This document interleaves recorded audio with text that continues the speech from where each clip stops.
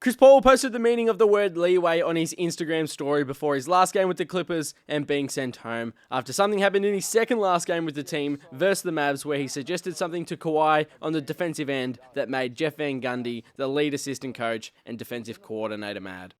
Kawhi Leonard is on a minute restriction, and sources told me that when he was guarding Klay Thompson, he was struggling when he got into the game after sitting down for a while. He was struggling keeping up with Klay Thompson.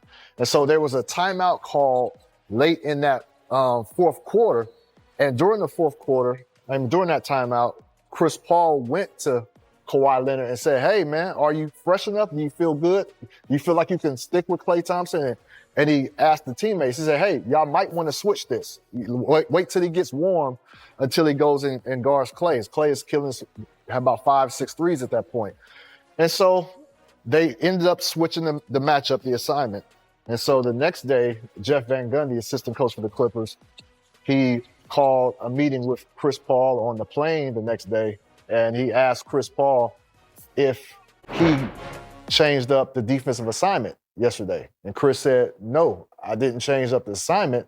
I just suggested, hey, we might want to have somebody else guarding Klay right now because Kawhi is not warm yet."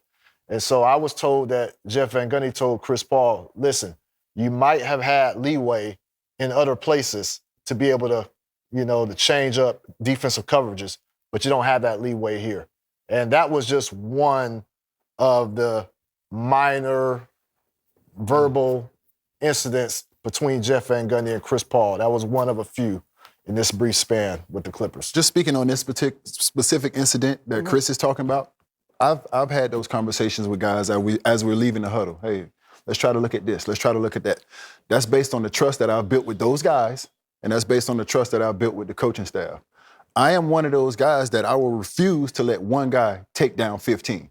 So if you're the one guy that's disrupting the locker room, you have to go. But that's also a situation where if Chris Paul is the one guy, he still deserves an opportunity to sit down with the head coach and figure it out. I'm not going to backpedal on that. I'm standing by that.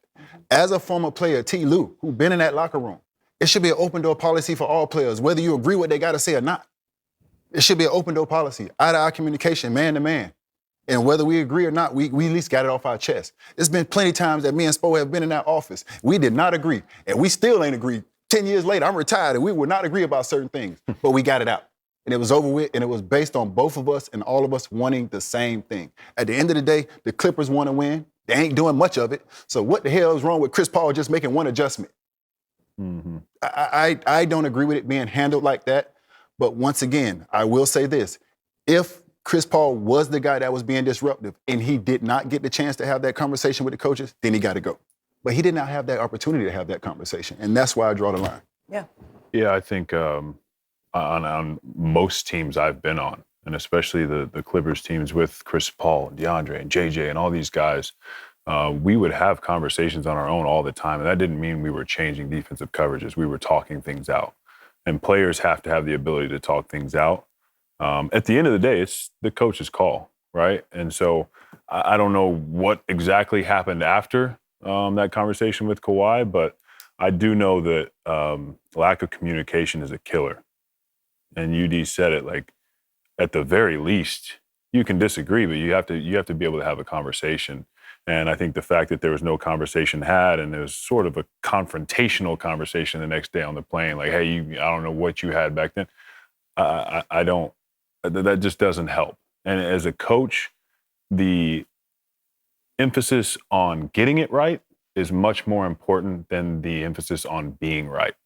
And so getting a play right or getting something correct, you may overlook something, right? You got a million things to look at, right? Especially the end of games. There's a lot of stuff happening. So as a coach, it feels like you should welcome ideas on how to get it right.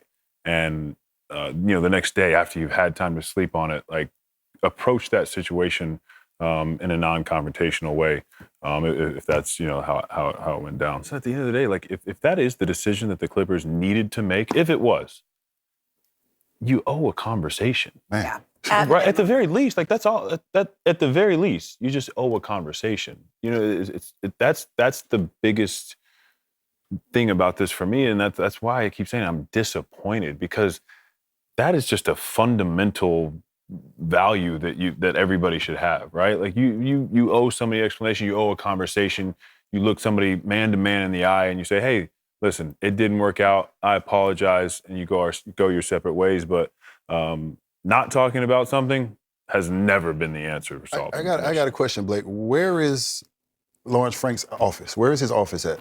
Do you know? Well, they got a brand new. So it's not in the locker room. It's not in the locker room, basically. It's not. Okay, so he shouldn't be in nothing that got to do with locker room conversation. This is our sanctuary. This is our sanctuary. This is the coaches. This is the guys that come to practice every day. This is the training staff. This is our sanctuary. We handle everything down here. You handle that up there. But until we ask for your help, we don't need your help in this locker room. So I think that should be handled between the guys that go to work every day, that run up and down, that take the charges, that go through the X's and O's. And if it can't be handled that way, then Lawrence Frank, we will call you from up there. But we ain't called you. It should have been handled down here.